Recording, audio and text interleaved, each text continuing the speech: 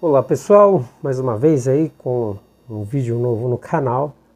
Antes de seguir com o tema, eu volto a pedir para vocês que tenham interesse, né, em ajudar o canal ou em apoiar um escritor, um autor brasileiro que adquire um exemplar do meu novo livro, né, o Evangelho segundo as HQs, pela editora Mondo.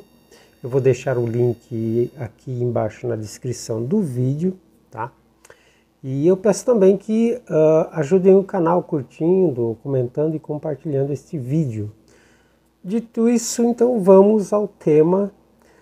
Eu quero trazer aqui alguns comentários sobre o Bruce Dickinson, né? Um cantor aí com vários álbuns solos, né? Ele é mais conhecido, claro, como vocalista da banda Iron Maiden.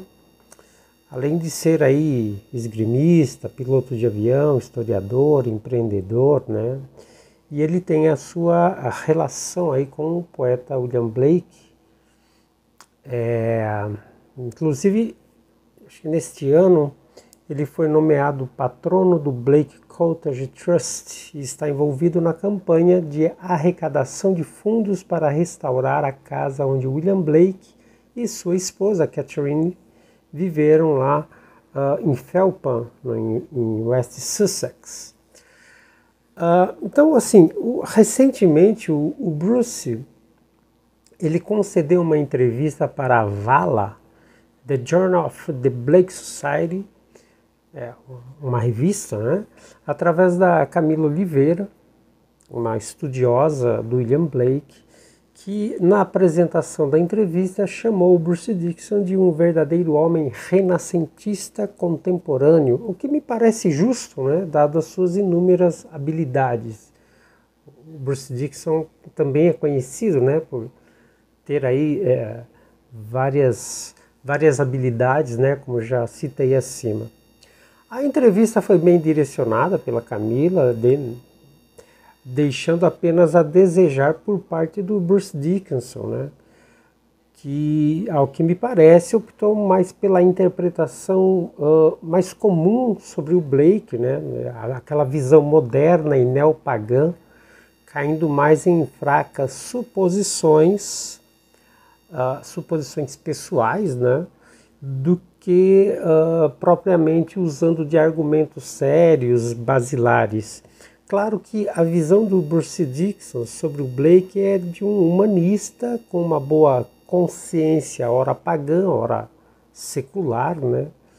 Ele não tem uma experiência de leitura profunda das escrituras, isso acaba ficando claro na entrevista, muito menos uma experiência, então, apologética. Então, considerando também a sua atração pelo ocultismo, né?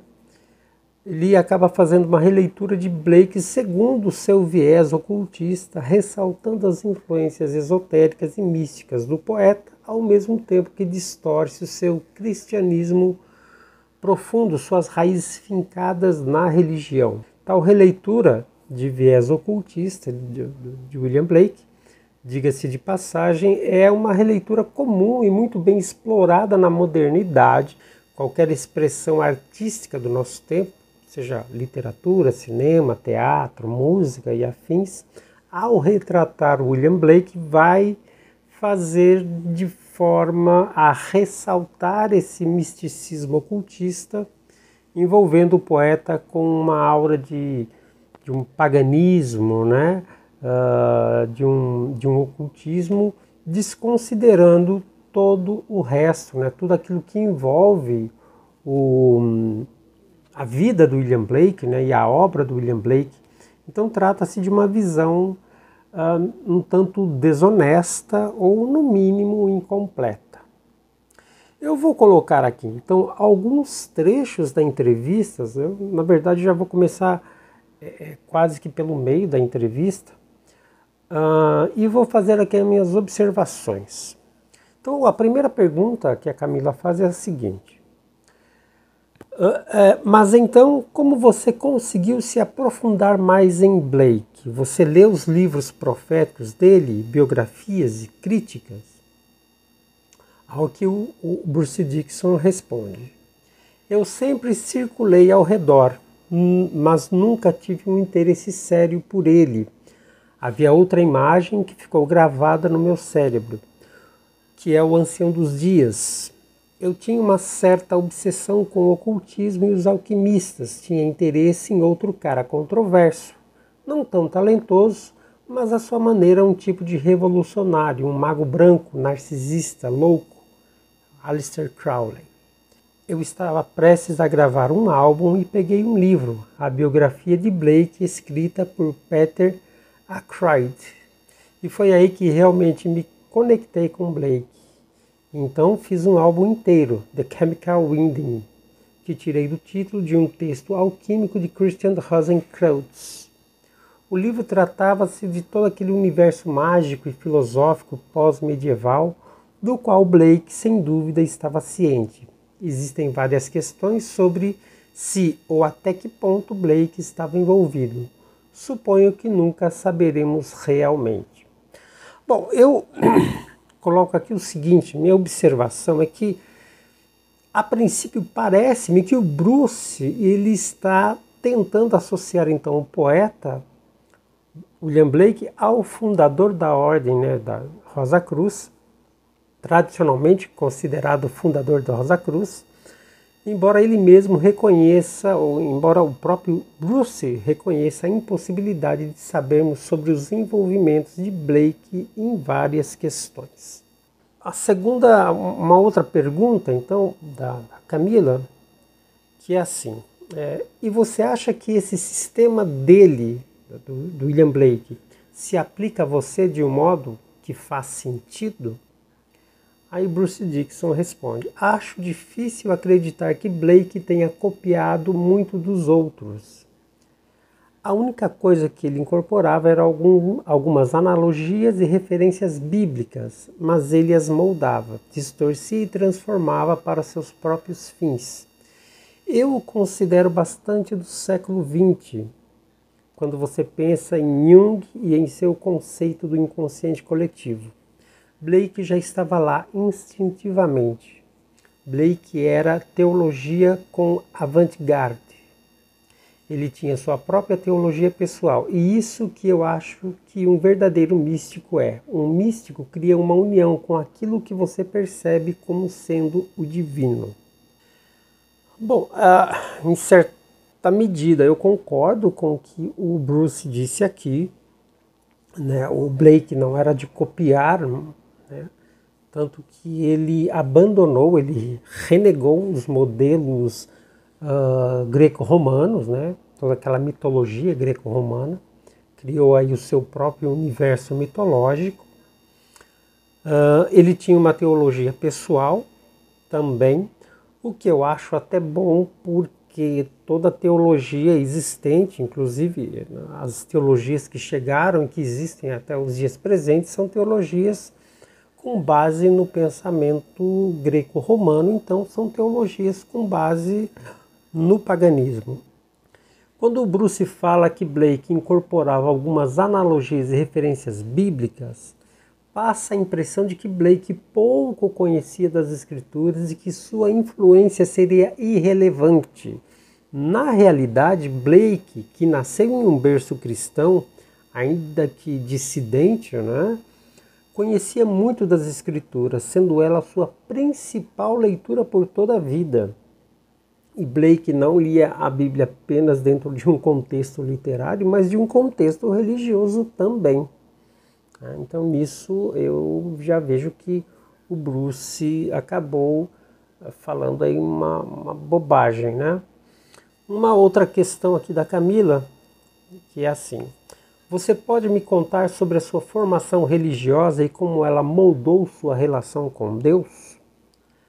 A resposta do Bruce Dickinson é a seguinte: eu não diria que tive uma relação particularmente profunda com Deus.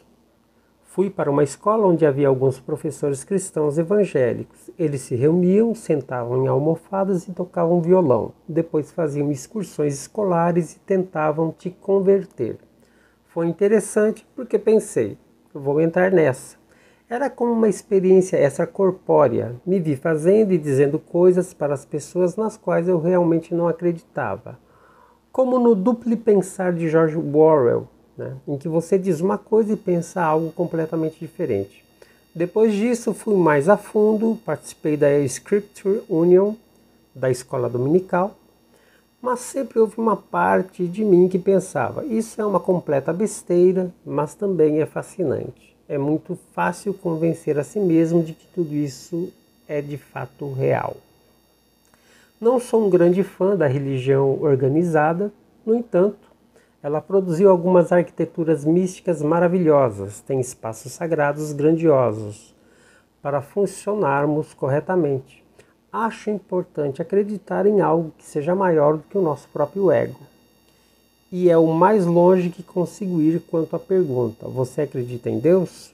Não acredito num cara branco sentado numa nuvem, embora seja uma imagem fabulosa para começar a escrever músicas e filmes. Mas, de fato, a religião é um dos maiores males do planeta. As religiões organizadas, quase sem exceção, foram ou estão sendo pervertidas por aqueles que estão no poder. Novamente, eu concordo em algumas coisas, em certo nível aí com o que ele acabou de dizer,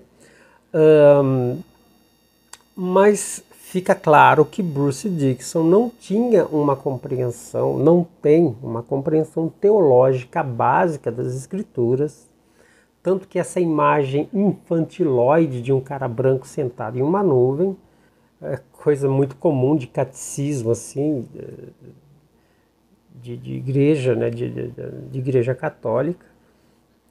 Eu digo isso porque eu já passei por catecismo católico. Na minha época havia ainda essa imagem bem infantil de, né, um senhor de barba branca sentado num trono, né?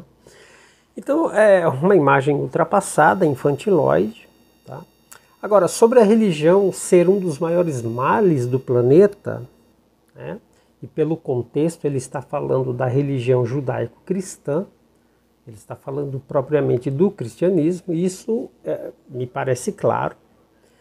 Entretanto, como muitos críticos da religião judaico-cristã, do cristianismo, ele comete o mesmo erro de não conhecer ou conhecer parcialmente a história da religião judaico-cristã, né? E eu estou considerando aqui a sua formação em história. O Bruce Dickinson, ele tem formação em história, o que deixa a situação ainda pior, mais grotesca, né? A outra alternativa seria a desonestidade intelectual, né? O cristianismo ele foi responsável, inclusive, pelo desenvolvimento científico. Tá? O cristianismo ele teve um papel significativo no desenvolvimento científico ao longo da história, especialmente na Europa durante a Idade Média e também durante o Renascimento. Né? E quando eu estou falando aqui do cristianismo, eu estou falando da instituição, né? Da religião organizada. Né? Então, durante a Idade Média, muitos textos clássicos da Grécia e Roma foram preservados em monastérios cristãos. Monges copistas não apenas copiavam obras religiosas, mas também textos de filosofia, matemática, ciências naturais. Essa preservação foi vital para a sobrevivência do conhecimento antigo. E isso foi responsável justamente por monges cristãos, dentro de monastérios cristãos. As primeiras universidades na Europa, como a Universidade de Paris, fundada em 1150, e a Universidade de Bolonha, fundada em 1088, inclusive, essa Universidade de Bolonha, o próprio Dante Alighieri chegou a estudar, se eu não estou enganado, tá? Mas, enfim, essas universidades estavam ligadas à igreja. Essas instituições se tornaram centros de aprendizados onde a filosofia e a ciência eram estudadas sob uma perspectiva cristã. O cristianismo também incentivou a busca pelo conhecimento através da observação da natureza, que pode ser vista como um precursor do método científico. A ideia de que Deus criou o mundo ordenadamente levava muitos pensadores a acreditar que era possível entender as leis da natureza através da razão e da investigação. Outra coisa, Nicolau Copérnico, né, que foi um clérigo católico, ele propôs um modelo heliocêntrico do sistema solar, né, onde a Terra gira em torno do Sol. E a sua obra foi fundamental para a revolução científica. O próprio Galilei, né, embora enfrentasse oposição de autoridades religiosas, o Galileu era um católico devoto e fez importantes contribuições à física e à astronomia. Ele usou o telescópio para observar os céus, apoiando as ideias de Copérnico. Né? O Johannes Kepler, que foi um luterano devoto, o Kepler ele formulou as leis do movimento planetário e acreditava que suas descobertas eram uma forma de compreender melhor as criações de Deus. Né? E uma outra coisa que é preciso dizer também, a ética cristã influenciou áreas como a medicina, a biologia, promovendo o cuidado com os doentes, incentivando estudos sobre o corpo humano e a saúde. A ideia de que todos têm valor intrínseco levou muitos cristãos a se dedicarem à medicina. Né? A relação entre ciência e religião ela é complexa, mas é inegável que muitos cientistas foram influenciados por suas crenças religiosas enquanto buscavam entender o mundo natural. Quando Bruce Dixon diz que a religião é um dos maiores males do planeta, ele desconsidera todo o bem, todo o desenvolvimento humano conquistado pela religião, pela instituição organizada, incluindo a influência e o desenvolvimento nas expressões artísticas. Né? Obviamente que a religião, o cristianismo propriamente dito, entendido aí como instituição e não como um conjunto de ideias, né? Ele cometeu as suas atrocidades. Né? Dentro do seu histórico, a igreja cometeu as suas atrocidades. Mas aqui estamos falando de uma instituição, e instituições são feitas por homens, que são falhos em todos os aspectos. E não existe instituição que não tenha cometido atrocidades. A própria ciência tem a sua cota de atrocidades ao longo da história.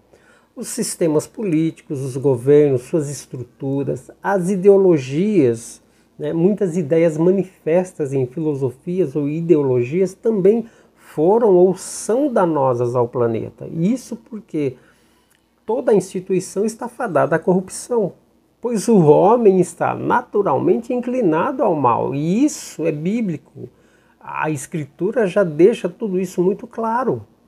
Então o problema na fala do Bruce Dixon é que ao dizer tal coisa, de que a religião é o maior mal do mundo, ainda que ele reconheça com certa ironia, né, de algumas arquiteturas místicas maravilhosas, né, de espaços sagrados grandiosos, né, como ele disse, ainda assim ele não está sendo intelectualmente responsável, tão pouco honesto ao dizer essas coisas. Mas o pior é que ele não é um professorzinho de história qualquer, arrotando a sua revolta contra a religião institucionalizada em uma sala de aula. Aqui trata-se de um indivíduo com um imenso poder de influência mundial, seja no meio musical, artístico, mas uma personagem pública, né, com longo alcance midiático. E depois o Bruce Dixon ele ainda conclui dizendo o seguinte: consigo aceitar indivíduos dizendo, sim, tenho uma relação pessoal com Deus, e seja lá qual for esse Deus, desde que essa relação pessoal não envolva massacrar pessoas, maltratar mulheres e crianças e obrigar alguém a fazer algo contra a vontade em nome do seu Deus. Você pode acreditar numa cadeira, num pedaço de madeira, num cachorro. Agora, com a influência da internet, eles estão assumindo uma posição divina e criando seus próprios mundos, digitando Deus para justificar seus fins. E citam um Jesus gentil, que eu acho é a versão sanitizada do Novo Testamento. Mas se você olhar para as origens de Deus, ele é um completo psicopata. Ele é sádico e tudo gira em torno de poder e dominação. Deus é um narcisista supremo, passivo-agressivo. Provavelmente eu teria sido mais caridoso com toda essa questão de Deus há alguns anos atrás. Mas agora estou chegando a um ponto da vida que você já está no trem se aproximando dos trilhos finais. E sinceramente não vejo necessidade de um Deus velho, grande e controlador lá no fim. Bom, novamente aqui o Bruce Dickinson prova que não tem embasamento teológico nenhum, mas é alimentado por aquela mesma narrativa moderna, neopagã, né? E é engraçado, quando falo moderno, neopagã, acaba sendo um barbarismo, né? É uma superposição, né? Se é moderno, automaticamente é pagã. Ou declaradamente anticristã. Então ele é alimentado por essa narrativa, né, arrotando essa visão como verdade última. E ele finaliza essa resposta alegando com a chegada da idade madura, ele se vê cada vez mais longe de Deus, sem a necessidade de Deus, né? E eu tenho observado esse mesmo comportamento, esse afastamento de Deus por pessoas próximas a mim, amigos conhecidos, né? Que se antes havia uma aceitação de Deus e das Escrituras, né? Hoje estão cada vez mais convencidos de que a Bíblia e toda a tradição cristã é nociva. Bom, voltando aqui à entrevista, uma outra pergunta que a Camila fez foi a seguinte: mas o que você acha que Deus significava para Blake? E o Bruce, ele responde: primeiro você precisa separar o conceito de Deus significava para Blake como indivíduo e o material Deus dentro de seus poemas e palavras. Porque ele povoava seu mundo com os tijolinhos de Lego da religião, ele misturava a Bíblia com qualquer coisa que conseguisse pôr as mãos. Tinha seu próprio conjunto de Playmobil para construir o mundo que quisesse. Deus, Jesus, José, foi assim que ele criou todos aqueles versos. É apenas um banquete variado de histórias que falavam com ele naquele momento. E essas eram as referências disponíveis às pessoas na época. Bom, essa colocação jocosa do Bruce Dickinson merece algumas pontuações. Essa mistura entre Bíblia e qualquer outra coisa, como ele disse, nada mais é do que as leituras que Blake fez ao longo da vida, né? Inclusive místicos cristãos como Jacob Boehme, Swedenborg, que pode ter aí no primeiro momento alguma influência, mas que logo depois Blake acabou rechaçando, como exemplo é o próprio Swedenborg, né? Como Blake renegou o modelo canônico greco-romano, ele precisou inventar então uma mitologia própria, né, muito particular. Então o Blake ele criou um sistema arquetípico fazendo analogias com as escrituras e que acaba sendo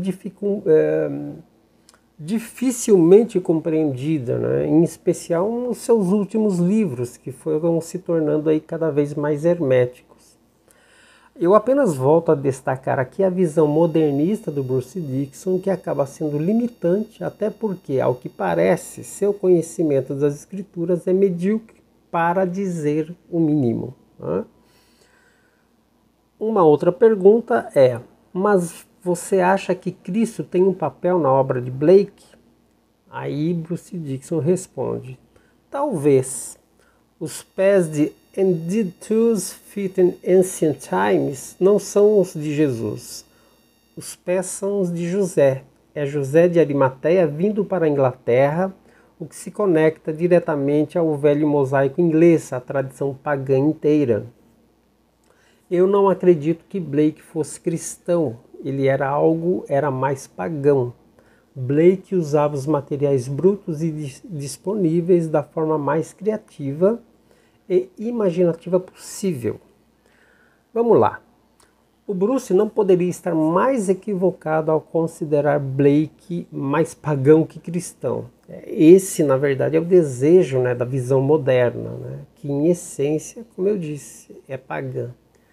Então é o desejo dessa visão moderna de que Blake, de pintar um Blake como um poeta pagão. Sobre o verso citado, Blake está muito mais próximo de uma visão cristã e de uma apologética reformada ao considerar a visão pós-milenista. Então, o pós-milenismo, na teologia reformada, ensina que Cristo voltará após um longo período de paz e justiça na Terra, né? Um período aí de 1000 anos de paz, daí o termo milênio, promovido pela expansão do Evangelho. O mundo será gradualmente transformado pelo cristianismo antes do retorno final de Jesus. Então essa é a visão, basicamente, tá? É a visão pós-milenista. Eu vou ler aqui o poema na íntegra, né, do verso que o Bruce Dickinson citou. Então eu vou ler o poema na íntegra, que faz parte do prefácio do livro Milton, né, desse livro aqui. Então, se trata desse poema que diz assim: terão esses pés percorrido outrora da Inglaterra aos montes cintilantes?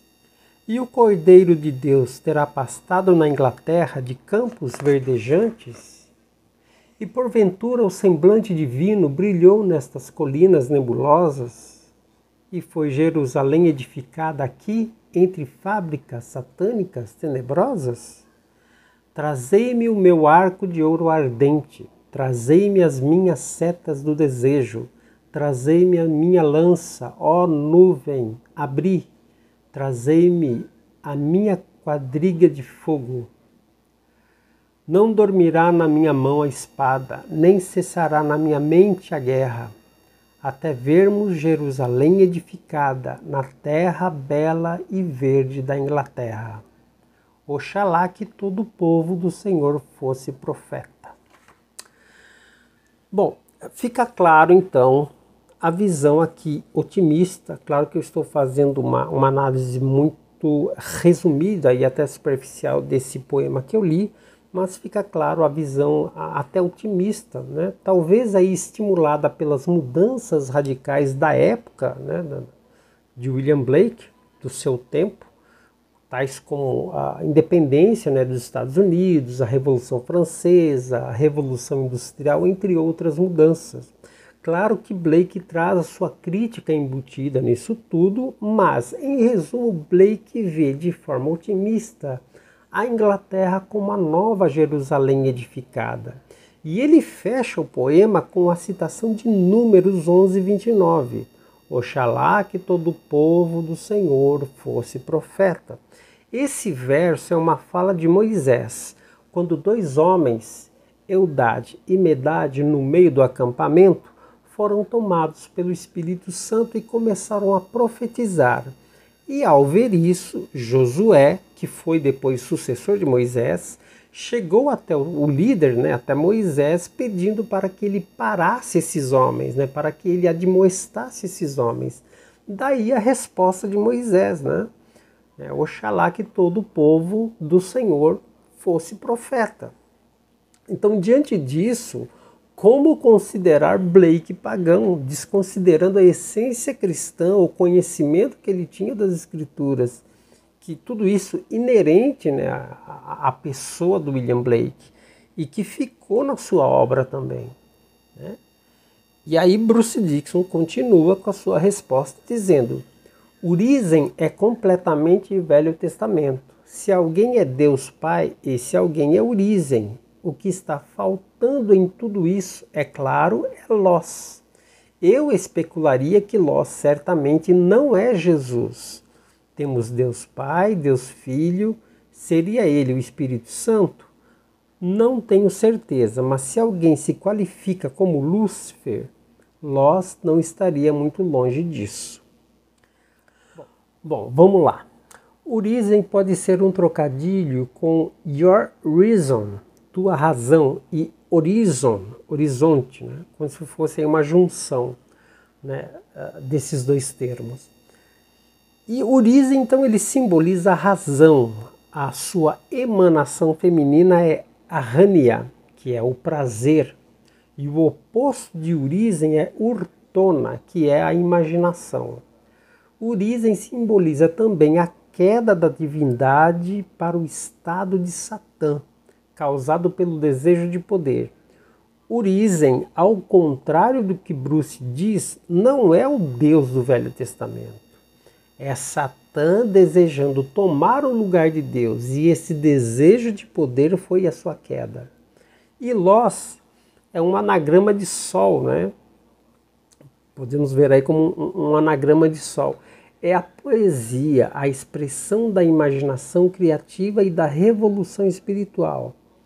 Lós é criador e defensor dos seres humanos, ou seja, está muito próximo, caso não seja a própria figura de Jesus Cristo.